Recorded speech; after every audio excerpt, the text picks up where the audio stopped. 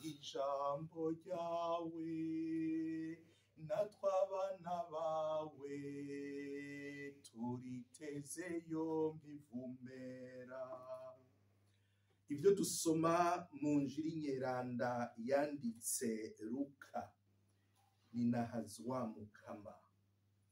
Turi mu kigabane c'15 akarongo ka mbere gushika ku ka gatatu no kuva ku karongo k'11 gushika ku ka 32. Abatoza kori n'abanyakabi bahora baza bose aho Yesu ari ngo bamwumvirize. Abafarizayo rero n'abanditsi baja mu byo kwidodomba bati, uyu muntu yakiriza yompi abanyakabi akongera agasangira nabo. Yesu nawe abacira uyu mugani ati, habaye umuntu yari afise abahungu babiri. Umuhungu mutoya barira sati, dawe ntabaza itoranwa ryanje. Se rero arabatoranya. Iminsi mikeyi iheze, wa muhungu mutoyi akoranya ivyiwe vyose yigira mu ntara ya kure, asesagura itunga ryiwe acika igihumbu. Byose bimaze kumuherako, hatera ikigoyi muri ico gihugu, buca buramukubira.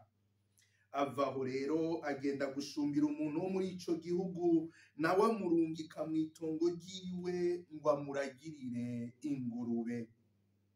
Yahora ashaka kwihembuza ibishishwa bigaburirwa ingurube, yamara ntiyabona uwubimuha. Niho rero yiyumvira ati, abashumba ba dawe barya uko bashaka bangana iki? Nanje hano ndiko ndicwa n'inzara. Mve hasi ngende kwa dawe, mpeze ndamubarire nti, dawe naracumuye ko mw'ijuru, nongera ndagucumurako. Ntibikinkwiye rero ko nitwa umwana wawe, ntabara unshire mu bashumba bawe. Arahaguruka rero agaruka kwa se. Akiri kure saramubona, ikigumbagumba kiramuniga, ariruka amufata ku bitugu, bararamukanya. Araheza wa muhungu abarira sati, dawe naracumuye ko mw'ijuru, nongera ngucumurako, singikwiye kwitwa umwana wawe. Se wiwe yamara abarira abasuku biwe ati, nimunzanire ivyambagwa vyiza mubimwambike, mubwire ko mumwambike impeta ku rutoke n'ibirato ku maguru. Murabe kandi ikimasa kinuze mukibage, tugire umunsi mukuru w'akanyamuneza, kuko umuhungu wanje yari yapfuye none yazutse, yari yazimiye none yazimurutse. Nuko rero baja mu byo kugira umunsi mukuru. Ariko rero umwana we w'imfura yari mu murima ngo aze gutahuka. Yegereye inzu, yumva inanga n'imbyino bisekera. Ahamagara rero umusuku amubaza ibyo ari byo. Wa musuku amwishura ati, numwe murumunawe yagarutse. Mbere so yabaze ikimasa kinuze, kuko yasubiye kumubona akidundega. Biraheza rero bimutera ishavu, aranka kwinjira. Se rero arasohoka aja mu byo kumuhoyahoya. Nawe yishura sati, iyi myaka maze ngukorera, naho nigeze nkugambararira. Yamara ntawampaye na rimwe n'agahene ngo ngirire umunsi mukuru abagenzi banje. None uyu muhungu yamariye ibyiwe mu bushushungwa, aragarutse, umubagira ikimasa kinuze. Saraheza aramwishura ati, wewe mwananje, wangumye iruhande, ibyo mfise byose ni ibyawe. Nawe ntitwari kureka kunezerwa tubonye murumunawe yari yapfuye none yazutse, yari yazimiye none yazimurutse. Twakire twongere dukenguruke iyi nkuru nziza y'urukiza. Kristu shemezwa.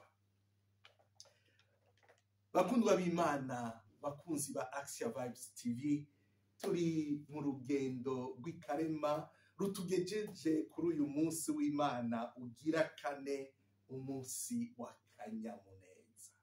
Yeruzalemu nezerwa, tambe mutarike abayikunda mwese, nimwuzure ugweze mwebwe mwahora mwigandariye, kugira ngo mwonke muhage, muhozwe n'ibere ryayo, musosegwe n'ubuninahazwa bwayo. Ngaya majambo y'Izaburi atwinjiza mu nkuka yo kuri uyu munsi w'Imana wa kanyamuneza.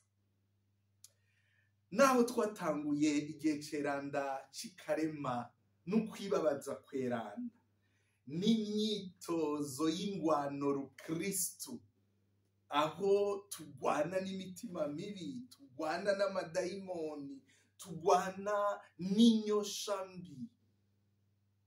Naho turi muri iyo ngwano, ivyo ntibihamagariwe kutugira abantu buzuye ishavu, abantu b'umujinya. Ikarema si igihe c'ishavu, si igihe c'umujinya, ni igihe c'akanyamuneza, kuko turiko tugaruka ku Mana.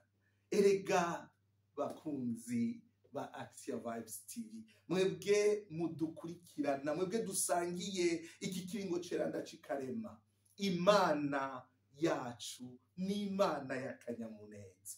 Yezu yaje kuduhishuka Imana y'agahimbara, Imana itugira abahigwe.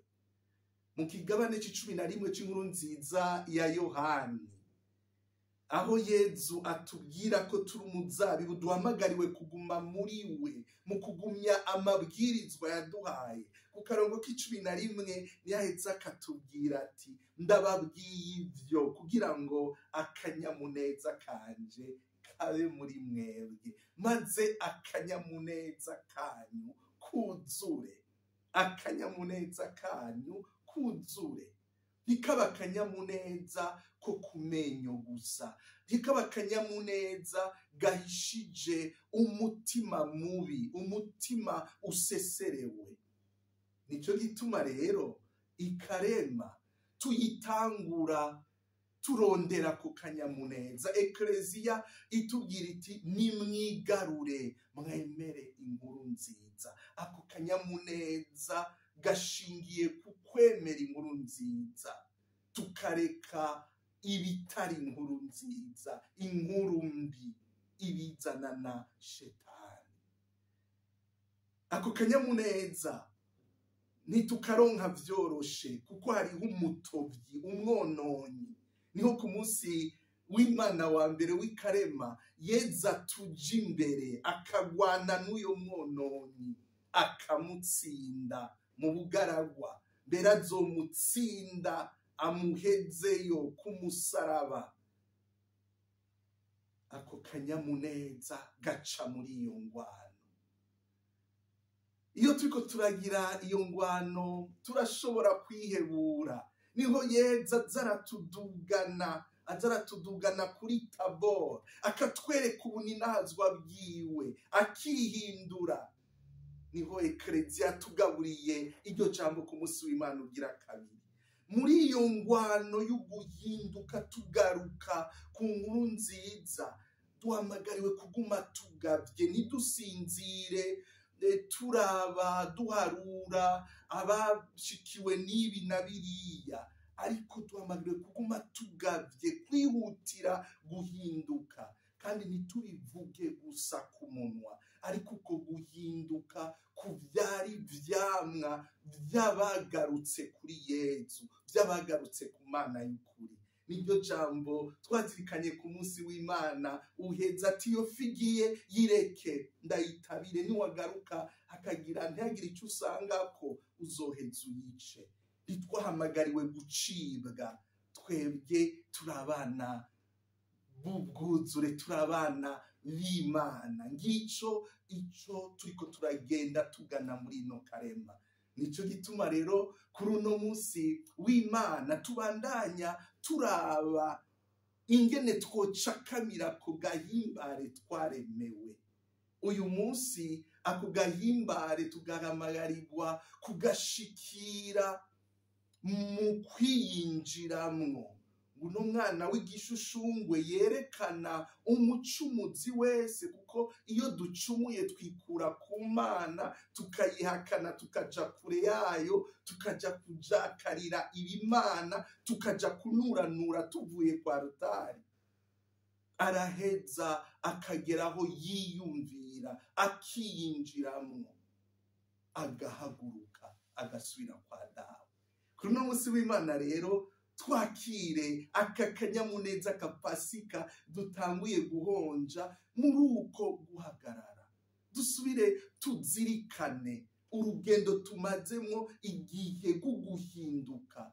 Dusubire twisuzume, turabe muri twebwe ahari ubwo bushushungwe bwo kwica Imana, tukikura kwa gateka ku kwitwa abana b'Imana, tugashima kwitwa abana ba sekibi, sekinyoma, sebwicanyi, sebubeshi, sebusambanyi, twikuye ku Mana rukundo, Imana y'imbabazi.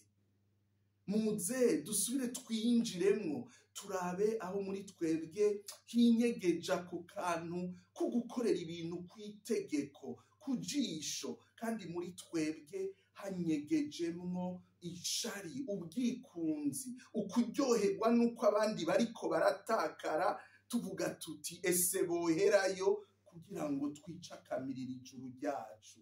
Wa mwana mukuru, muze twisuzume, turabe aho hose muri twebwe huzuye ubwishime bw'uko turabagororotsi, tugashaka gukosora Imana igirira neza ababi n'abeza, tugashaka gukosora Imana yo mu mwana wayo Yezu Kristu yemeye kwitiranwa n'igicumuro, yari intungane, kugira ngo twebwe twitwe abantu b'intungane. Turabe rero kwa kwidodomba kw'abafarizayo n'abanditsi, babonye Yezu ariko aragenda yegera abanyaka basangira nabo kugira ngo abashikirize data.